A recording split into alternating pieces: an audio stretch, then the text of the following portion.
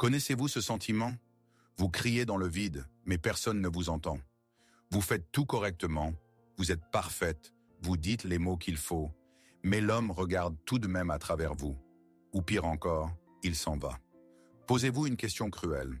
Pourquoi plus je le désire, plus vite il s'enfuit? Ce qu'on vous vend aujourd'hui, c'est de la cosmétique pour cadavres. Pour changer la réalité, il faut descendre dans le sous-sol de la psyché. Carl Jung nous a laissé les plans du mécanisme de l'attraction. Ce n'est pas de la drague, c'est la physique de l'âme. Une loi ancienne qui fonctionne aussi inexorablement et infailliblement que la gravité. Durant cette heure, nous ne vous apprendrons pas à manipuler. Nous déchiffrerons le mantra érotique, non pas un ensemble de mots, mais un état de conscience qui transforme le besoin en pouvoir. Vous comprendrez la véritable raison pour laquelle vous avez été rejeté. Vous découvrirez la tâche de votre âme solitaire, et vous verrez le seul chemin pour devenir celle qu'il est impossible d'oublier. Oubliez tout ce que vous saviez sur la séduction. Notre immersion dans l'inconscient commence. Tout de suite, ralentissons le temps. Prenons une profonde inspiration. Ici, dans cet espace sûr, nous pouvons enlever les masques et regarder la vérité en face. Je veux que vous vous rappeliez ce moment. Tard le soir, le silence dans la pièce résonne dans vos oreilles. Dans votre main, le téléphone. Ce petit rectangle froid de verre et de métal est soudainement devenu le centre de votre univers, votre soleil personnel. Vous attendez. Vous vérifiez la connexion, le son, vous actualisez l'écran.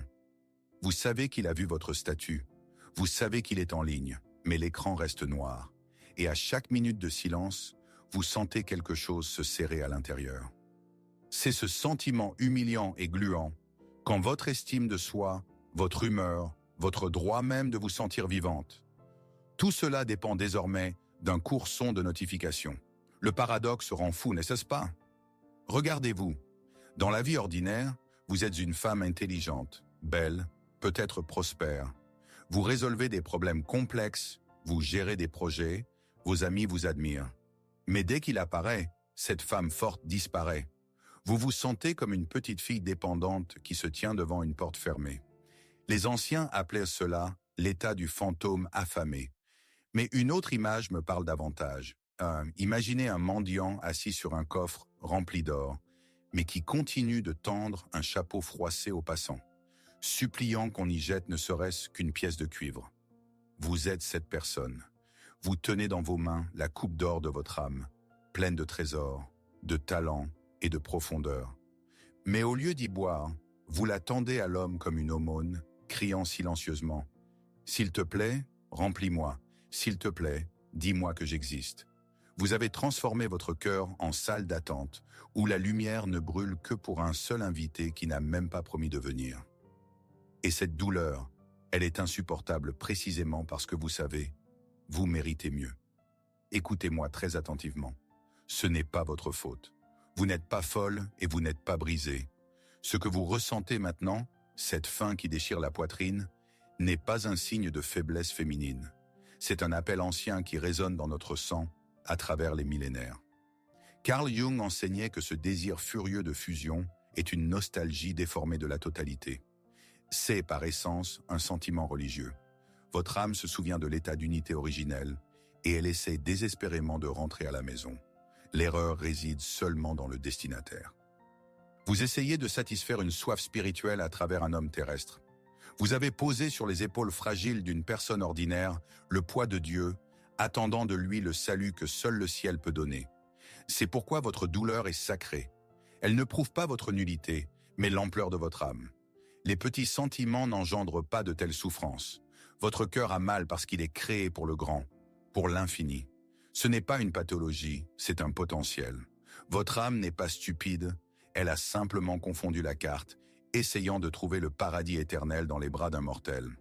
Mais ici entre en vigueur une loi cruelle mais inévitable de la réalité, la loi de l'effort inversé. Inscrivez cela dans votre subconscient. L'attraction meurt à la seconde même où naît le besoin.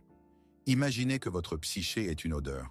Nous avons l'habitude de penser que la séduction, ce sont des parfums chers, du rouge à lèvres ou des messages spirituels. Mais à un niveau profond et inconscient, là où se prennent les vraies décisions, nous sommes encore des animaux. Et le besoin a son odeur psychique spécifique et âcre. C'est l'odeur de la faim, l'odeur de la peur de rester seul. Et peu importe à quel point vous êtes parfaite, cette odeur s'infiltre à travers n'importe quel maquillage et n'importe quel script de manipulation. L'homme la lit instantanément, sans même s'en rendre compte. C'est de la physique simple. Quand vous poursuivez quelqu'un avec une main intérieure tendue, vous créez une onde énergétique de pression. Plus vous courez vite vers lui, plus vite il est forcé de reculer, simplement pour préserver ses frontières. Il ne fuit pas votre amour. Il fuit votre vide qui menace de l'engloutir. Le besoin est le plus puissant anti-aphrodisiaque de la nature. Comment alors changer cette composition chimique de votre aura? Comment transformer l'odeur du besoin en parfum de pouvoir absolu? La réponse est paradoxale. Il faut arrêter de regarder l'homme. Tant que vos yeux sont rivés sur lui dans l'attente d'une réaction, vous perdez de l'énergie qui s'écoule de vous comme le sang d'une plaie ouverte. Nous devons tourner les projecteurs de votre attention à 180 degrés. Tout de suite, nous devons regarder dans le miroir. Mais pas dans ce verre accroché dans votre salle de bain qui reflète votre masque social, mais dans le miroir noir de l'âme. La vérité que nous cherchons ne se reflète pas dans ses yeux à lui, mais dans les eaux sombres de votre propre inconscient. Descendons là-bas et analysons sans passion quelles illusions exactes vous tiennent prisonnière, vous forçant à rejouer encore et encore le scénario du rejet. Commençons par l'inventaire des armes que la culture moderne vous a données. Ouvrez n'importe quel blog populaire sur les relations ou un magazine sur papier glacé. Qui voyez-vous? Une liste infinie d'instructions pour l'assemblage de la femme parfaite. N'écris pas la première. Sois mystérieuse. Joue au chaud et froid. Porte du rouge, parle avec un souffle, disparaît au pic de l'intérêt. On vous vend l'image de la femme fatale. On vous dit que si vous apprenez les bons scripts et mettez la bonne lingerie, la magie opérera. Mais soyons honnêtes, vous avez essayé, vous avez joué ce rôle, et très probablement, vous avez remarqué une chose étrange. Cela ne fonctionne que sur ceux qui cherchent eux-mêmes le jeu, et non la proximité. Ou cela ne fonctionne pas du tout. Carl Jung appelait cela la persona. La persona est un masque que l'acteur mettait dans le théâtre antique pour désigner son rôle. C'est notre visage social, un compromis entre qui nous sommes et comment le monde veut nous voir. La persona est utile lors des négociations commerciales. Mais construire l'amour sur la persona, c'est comme essayer d'étancher sa soif en dessinant un verre d'eau. Le problème de ces conseils est qu'ils vous apprennent à polir la façade alors que les fondations du bâtiment se fissurent. C'est l'effet bel emballage sans bonbons. Vous pouvez créer un emballage parfait et brillant d'inaccessibilité et de sexualité. Mais quand l'homme s'approche, son inconscient scanne le contenu. Et si à l'intérieur de cet emballage, il sent un vide, de l'anxiété et une faim vorace, il se sent trompé. La psyché ne ment pas. Les hommes, même les plus insensibles, possèdent un flair animal pour l'incongruence, la non-coïncidence de l'extérieur et de l'intérieur. Vous pouvez mettre le masque de la Reine des Neiges, apprendre toutes les citations des grandes femmes et tenir des poses à la Stanislavski. Mais si sous cette armure de glace tremble une petite fille effrayée, suppliant pour de l'amour, l'homme entendra ce tremblement à travers n'importe quelle armure. C'est épuisant de porter une armure 24 heures sur 24, n'est-ce pas? L'ironie est que plus votre masque est parfait, plus il effraie ceux qui cherchent une personne vivante, et non un mannequin. Maintenant, nous devons faire l'incision la plus profonde. Ce sera désagréable, mais on ne soigne pas la gangrène des illusions avec du plantain. Il faut regarder à la racine de la pathologie. Ce que vous appelez grand amour ou passion irrésistible porte souvent, dans le langage de la psychologie des profondeurs, un autre nom effrayant, le vampirisme énergétique. Quand un vide béant existe en vous, absence de valeur personnelle, de but, de lien avec votre propre esprit, ce vide exige d'être rempli. La nature ne tolère pas le vide. Et si vous ne générez pas l'énergie de vie de l'intérieur, vous commencez inévitablement à chercher une source externe à laquelle vous connecter. L'homme pour vous à ce moment-là cesse d'être une personne vivante avec ses peurs et ses faiblesses. Il se transforme en fonction, en donneur, en palme. Votre désir obsessionnel de l'obtenir est, par essence, une tentative inconsciente de boucher votre trou existentiel avec lui. Vous ne voulez pas être avec lui, vous voulez vous nourrir de lui. c'est précisément ce qui fait fuir les hommes. Pas vos défauts, pas votre nez ou votre âge. Il fuit la lourdeur. L'homme sent au niveau instinctif quand une femme le regarde, non pas comme un partenaire, mais comme un masque à oxygène. C'est une pression colossale, insupportable.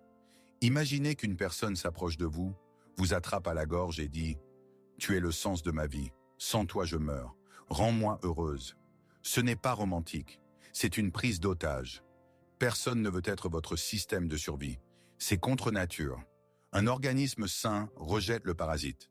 Dès que l'homme sent que vous lui confiez la responsabilité de votre survie émotionnelle, sa libido s'éteint et son instinct de conservation s'allume à pleine puissance. Comprenez la différence. Votre solitude et la douleur du rejet ne sont que des symptômes.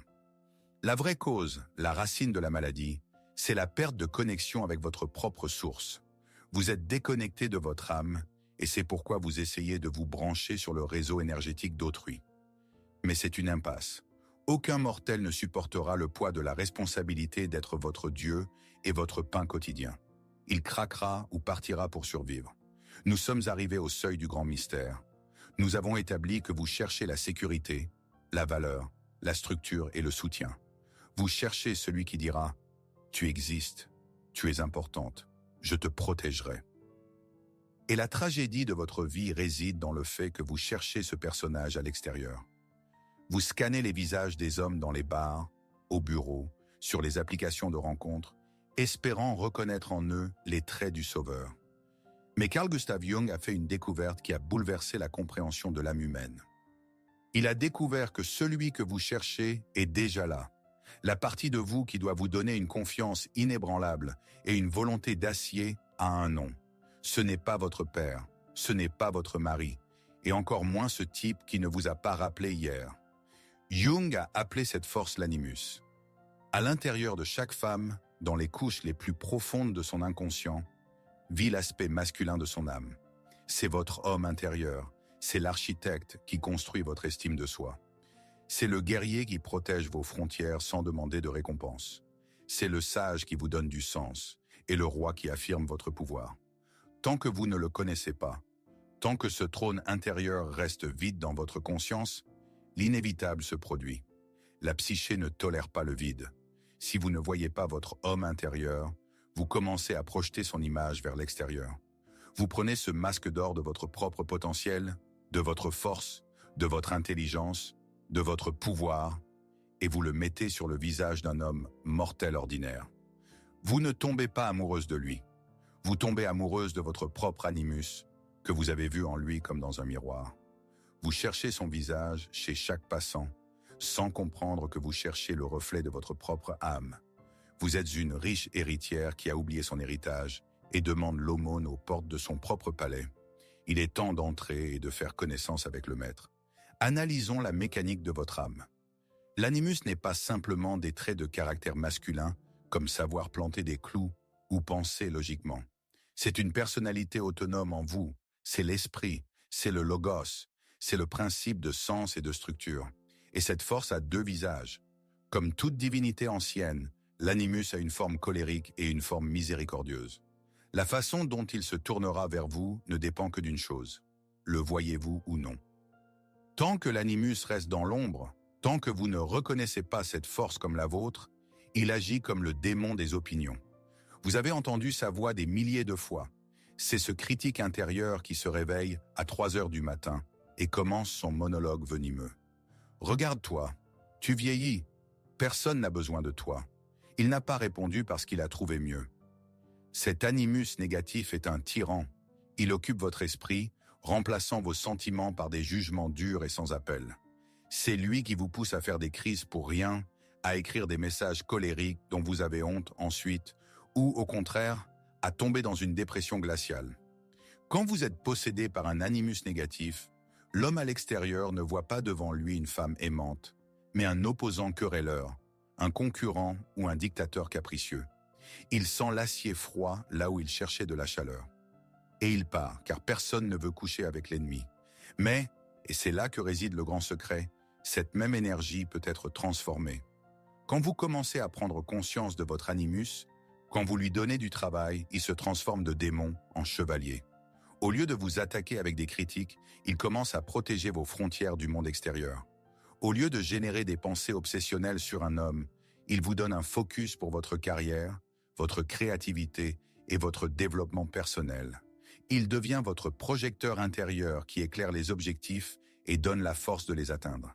Il est votre épée et votre bouclier.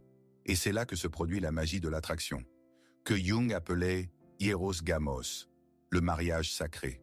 Le secret du magnétisme n'est pas d'accrocher un homme. Le secret est d'accomplir le mariage à l'intérieur de soi.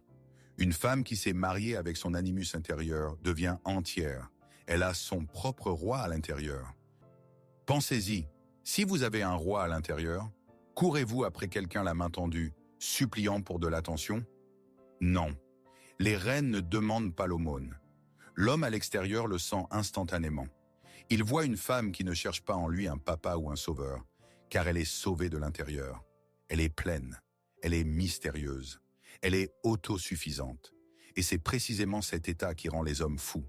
Ils tombent amoureux de cette intégrité, car à côté d'une telle femme, ils peuvent être simplement des hommes, et non des béquilles pour son estime de soi malade. Quand votre roi intérieur se réveille, le monde extérieur s'agenouille. Laissez-moi vous raconter une histoire qui illustre cette loi mieux que toute théorie. Appelons notre héroïne Maria. Maria est tombée amoureuse d'un homme que nous appellerons l'artiste. Il était charismatique, libre, créatif, l'opposé complet de sa vie de bureau ordonnée et ennuyeuse. Il était l'incarnation de la liberté qui lui manquait tant. Et qu'a fait Maria? Elle est tombée dans le piège de l'animus de l'ombre. Elle a décidé que le posséder signifiait devenir heureuse. Elle a commencé à l'étouffer avec son amour. Elle lui préparait des dîners, nettoyait son studio, résolvait ses problèmes. Elle est devenue la maman parfaite. Mais en elle grandissait le démon du contrôle. Chaque minute où il ne répondait pas, la panique la submergeait.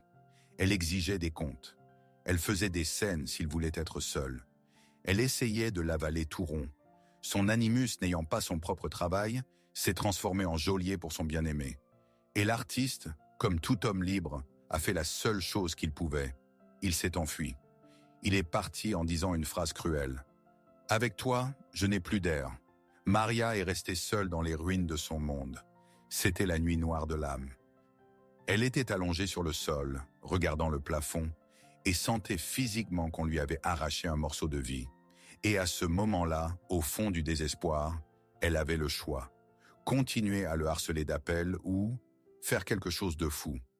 Elle s'est souvenue qu'autrefois, dans son enfance, elle aimait aussi dessiner, mais avait abandonné cela pour un travail sérieux. La colère et la douleur étaient d'une telle force qu'elles exigeaient une sortie. Maria a acheté une toile.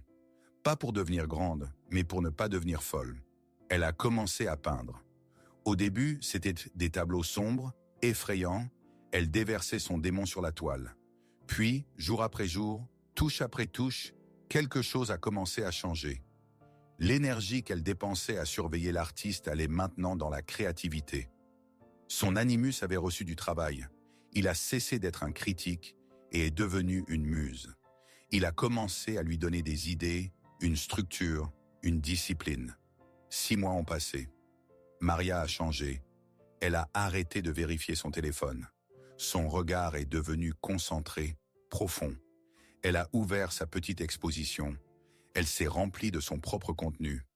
Et voilà, au vernissage, il est apparu dans l'encadrement de la porte. L'artiste. Il est venu, s'attendant à voir la même petite fille en pleurs et nécessiteuse qu'il avait fui. Mais au lieu d'elle, il a vu une femme créatrice. Elle lui tournait le dos, discutant de son tableau, et riait. À cette seconde, l'air dans la pièce s'est électrisé. Il s'est approché d'elle non pas comme un fugitif, mais comme un voyageur envoûté. Il l'a de nouveau désirée. Pourquoi? Parce qu'elle a cessé d'être un vase vide. Elle a cessé de chercher la muse en lui et est devenue elle-même l'artiste de sa vie. Elle a repris sa projection. Et c'est précisément cette lumière, la lumière de sa propre intégrité, qui l'a attirée de nouveau, comme un papillon vers la flamme. Mais l'ironie était que maintenant qu'elle était devenue reine, elle n'avait plus besoin d'un sauveur. Elle avait besoin d'un partenaire. Et c'est un jeu complètement différent. Maintenant, éloignons-nous de Maria et regardons directement vers vous. vers cet homme qui occupe actuellement toutes vos pensées, celui-là même que vous voulez tout de suite. Je veux que vous entendiez la vérité la plus choquante de la psychologie des profondeurs.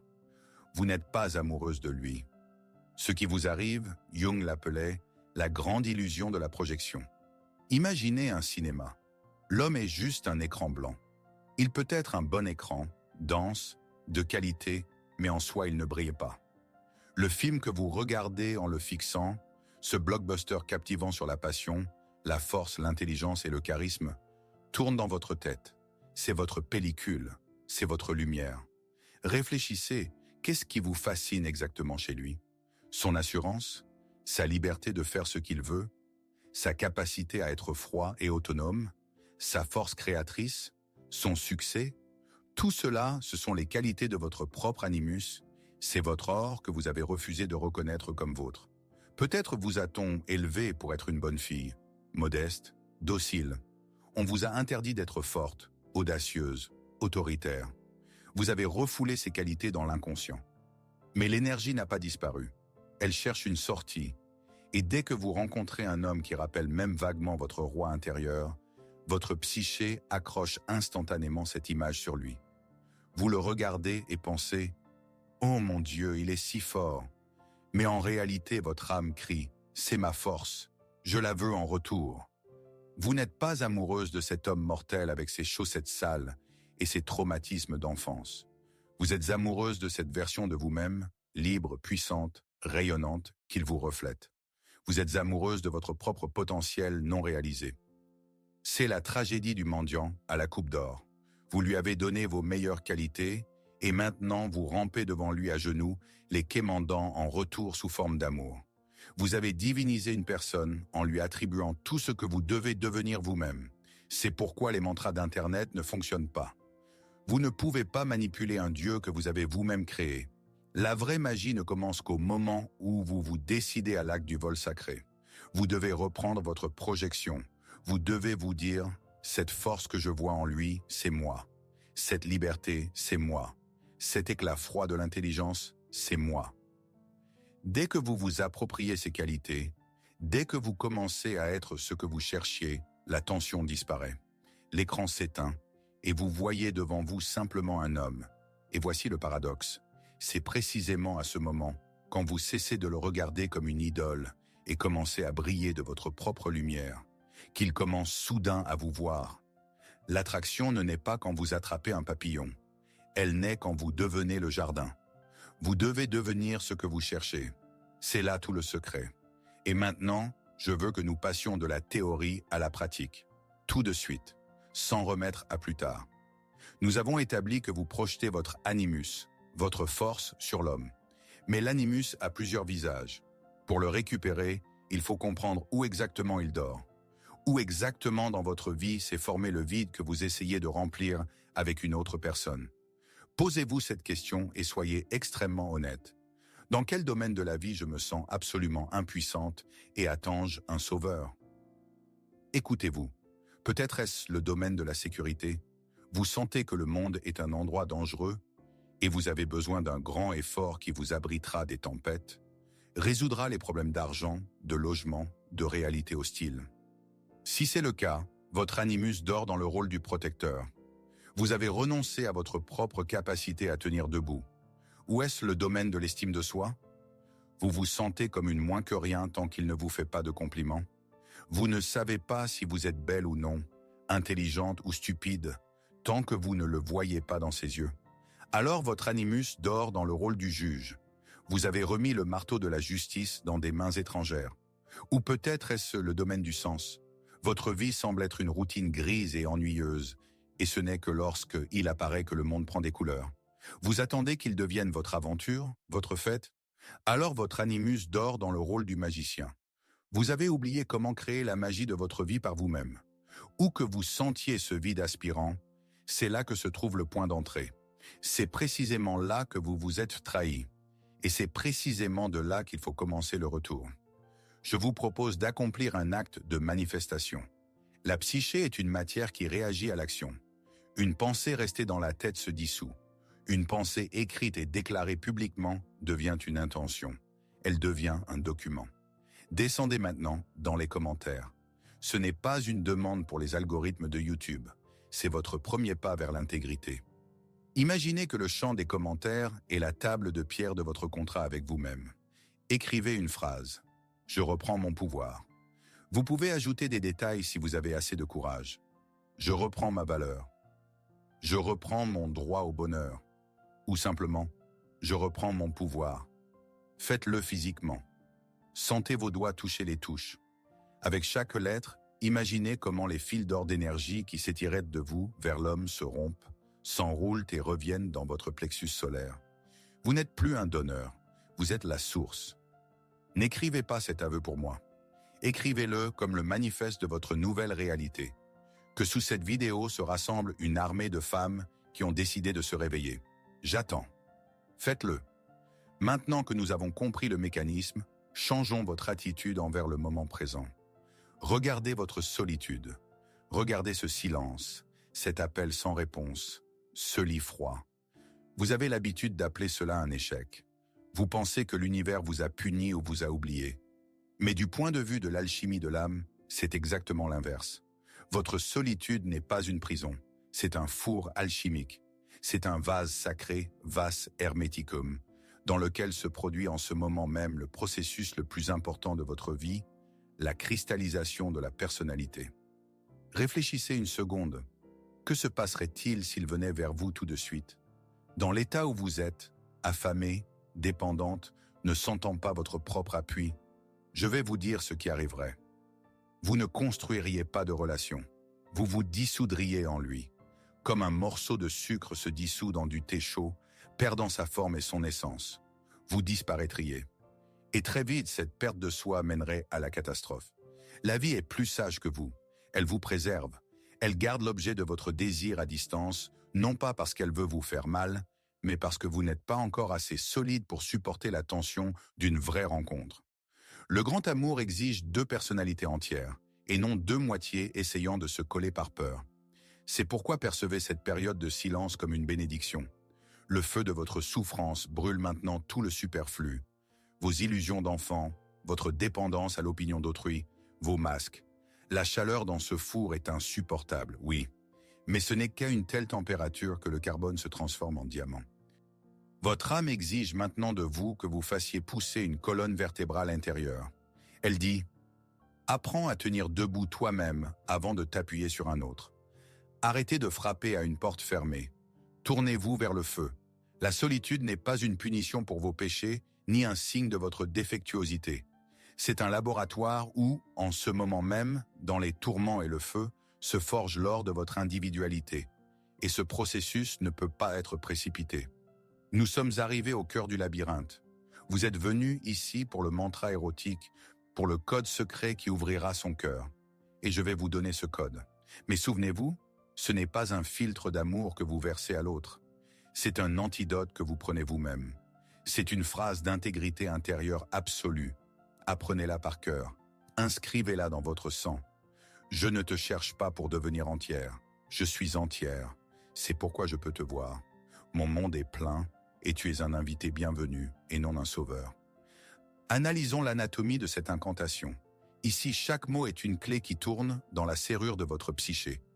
Je ne te cherche pas pour devenir entière. Avec cette phrase, vous coupez le cordon ombilical du besoin. Vous déclarez à l'univers que vous n'êtes plus une moitié. Vous n'êtes pas un fragment cherchant un complément. Vous renoncez au vampirisme. À ce moment, vous cessez d'être un fantôme affamé. Je suis entière, c'est pourquoi je peux te voir. C'est l'acte de retour de la projection. Tant que vous étiez vide, vous ne voyiez pas lui, mais votre fantasme de salut. Maintenant que vous vous êtes approprié votre animus, le voile tombe. Vous dites « Je te vois réel ». Pas un dieu, pas un père, mais un homme. C'est la forme suprême de respect envers le partenaire. Le voir lui et non son hallucination. Mon monde est plein. C'est la vibration de la suffisance. C'est l'odeur de la richesse qui attire tant. Vous dites « J'ai ma propre vie, mes passions, mon chemin ». Une femme avec un monde plein est un aimant. Une femme avec un monde vide est un trou noir. Et tu es un invité bienvenu et non un sauveur. C'est la finale de la transformation. Vous ôtez de ses épaules un fardeau insupportable. On attend les invités, on nourrit les invités avec le meilleur, on célèbre la vie avec les invités. Mais on ne dépend pas des invités. Si l'invité part, la maison reste debout. Si le sauveur part, vous périssez. Sentez la différence. L'homme veut être un invité à votre fête et non un médecin dans votre réanimation. Comment travailler avec ce mantra? Ne le marmonnez pas comme une prière en espérant qu'il appellera. Cela ne fonctionnera pas. Fermez les yeux. Imaginez son image et prononcez ces mots à l'intérieur de vous en vous adressant à lui, mais en sentant l'appui dans votre propre colonne vertébrale. Répétez cela non pas comme une demande, mais comme un constat, comme un axiome, comme une loi de la physique. L'univers n'entend pas les mots. L'univers entend votre fréquence. Et quand cette phrase deviendra votre vérité, quand vous sentirez la vibration d'un pouvoir calme émanant de ces mots, la réalité tremblera. Et il le sentira, où qu'il se trouve. Le mantra est votre fondation.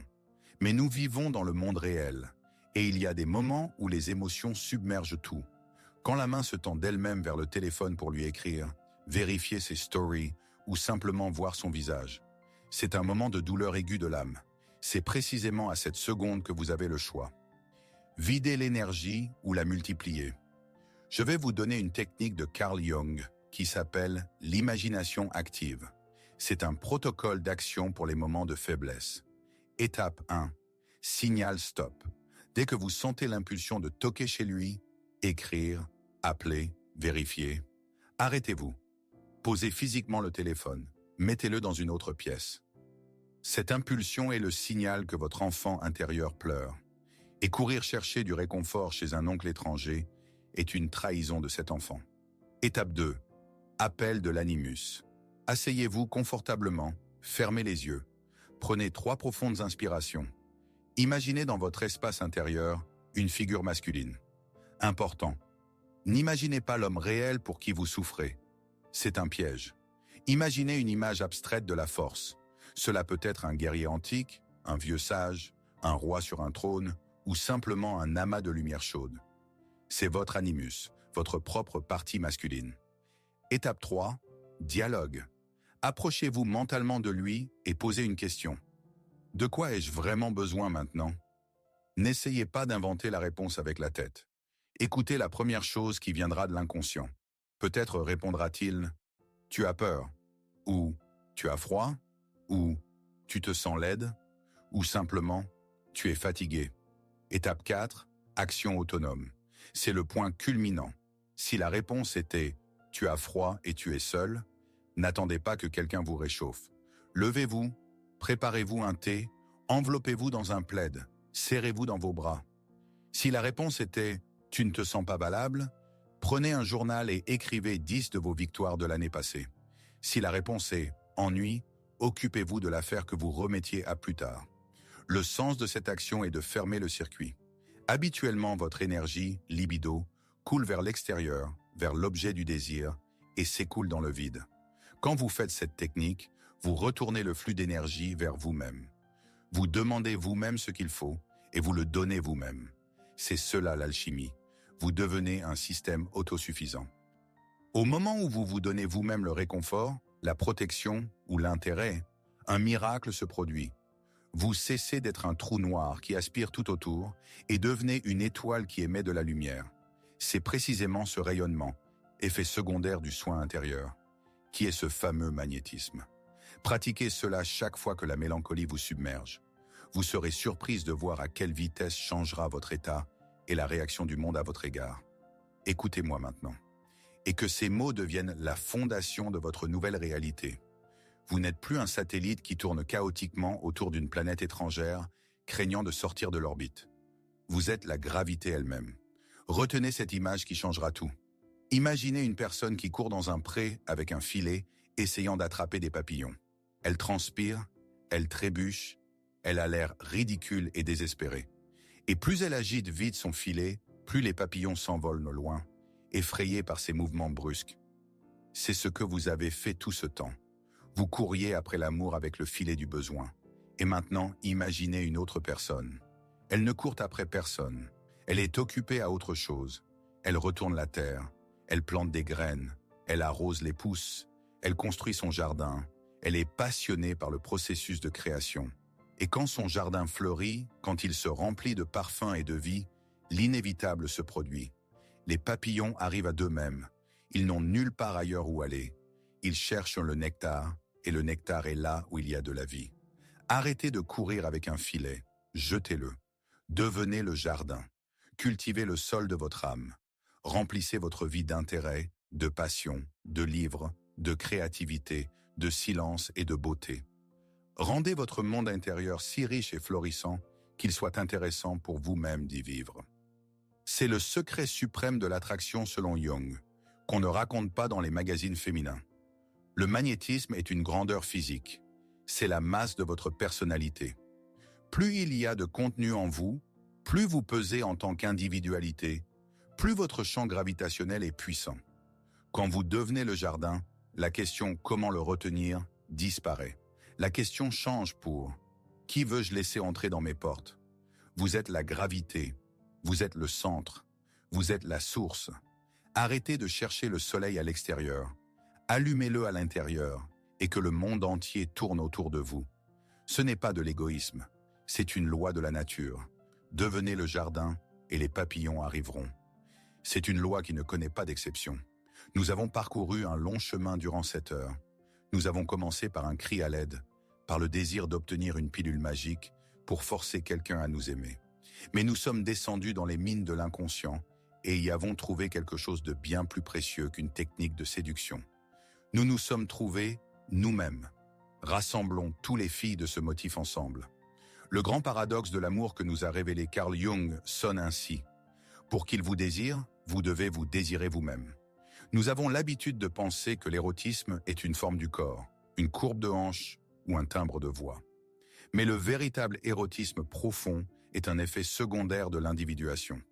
C'est le rayonnement qui émane d'une personne ayant trouvé son centre. Vous devenez irrésistible, non pas quand vous jouez parfaitement un rôle, mais quand vous cessez de jouer tout court. Quand vous intégrez votre animus, quand vous reprenez vos projections, vous cessez d'être une moitié. Vous devenez un univers entier. Et souvenez-vous, le véritable amour est la rencontre de 2 univers entiers, et non la fusion de 2 moitiés d'un navire brisé essayant de ne pas couler. Quand vous êtes pleine, vous ne cherchez pas un sauveteur, vous cherchez un compagnon de route. Et c'est précisément cette vibration de liberté, cette souveraineté de l'âme qui est l'aphrodisiaque le plus puissant de la nature. L'homme ne peut pas vous donner le bonheur, il ne peut que partager avec vous votre bonheur.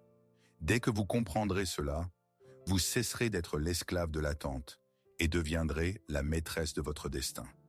Et maintenant, je veux que vous vous permettiez de rêver. Mais pas de lui, de vous. Fermez les yeux une seconde, prenez une inspiration et imaginez-vous dans un mois de pratique de cette philosophie. Imaginez comment vous vous réveillez le matin. La première chose que vous ressentez n'est pas l'anxiété, pas la main qui se tend vers le téléphone pour vérifier s'il a été en ligne. Vous sentez le silence, un silence béni, dense à l'intérieur. Vous sentez vos pieds toucher le sol. Vous sentez votre peau. Vous êtes là. Vous entrez dans une pièce pleine de gens. Auparavant, vous auriez scanné l'espace des yeux. Qui me regarde? De quoi ai-je l'air? Est-ce que je leur plais? Mais cette nouvelle vous entre différemment. Vous portez votre corps avec la dignité d'une reine qui possède son royaume. Votre regard est calme et direct. Vous ne cherchez pas l'approbation. Vous avez apporté l'approbation avec vous. Regardez comment l'espace change autour de vous. Les hommes se retournent. Mais ils ne regardent pas vos vêtements, pas la longueur de la jupe. Ils réagissent à quelque chose d'invisible, à cette fameuse gravité dont nous avons parlé. Ils sentent l'odeur de l'autosuffisance. Ils voient une femme qui connaît un secret, une femme qui n'a pas faim. Et vous verrez comment cet homme même qui fuyait s'arrête soudain, parce qu'il n'y a plus rien à fuir. Il n'y a pas de pression, il n'y a que de l'attraction. Vous êtes mystérieuse pour lui parce que vous êtes devenue compréhensible pour vous-même. Vous êtes devenu le jardin. Et ce jardin fleurit peu importe si quelqu'un le regarde ou non. C'est cela la liberté. Je sais ce que vous pensez maintenant. Cela sonne beau, mais c'est si difficile. Oui, vous avez raison, le chemin vers soi est le travail le plus difficile au monde. La rencontre avec l'ombre, l'intégration de l'animus, le renoncement aux douces illusions de victime, c'est le chemin du héros. Et sur ce chemin, il y a des moments de désespoir, où il semble plus simple de s'endormir à nouveau et de devenir petite et dépendante. Mais je veux que vous sachiez, vous n'êtes pas seul. Regardez le compteur de vues sous cette vidéo. Regardez les commentaires. Des milliers de femmes en ce moment même, à cette seconde précise, traversent la même transformation. Des milliers d'âmes se réveillant de l'hypnose du besoin et reprennent leur pouvoir. Nous sommes tous des voyageurs rentrant à la maison. Nous cherchons tous la même chose, pas simplement un homme, mais le sentiment divin d'intégrité. Cette chaîne n'est pas juste un ensemble de vidéos, c'est un téméno, un cercle sacré où nous nous réunissons pour nous rappeler mutuellement notre vraie nature. Ici, il est sûr d'être vrai. Ici, on comprend votre douleur, mais ici, on ne vous laissera pas vous y noyer. Nous sommes ici pour tenir le miroir dans lequel vous verrez non pas vos cicatrices, mais votre couronne. Je vous remercie pour votre courage. Je vous remercie d'avoir décidé de regarder cela jusqu'au bout. La majorité a éteint la vidéo à la 5e minute, courant chercher 10 SMS pour qu'ils reviennent.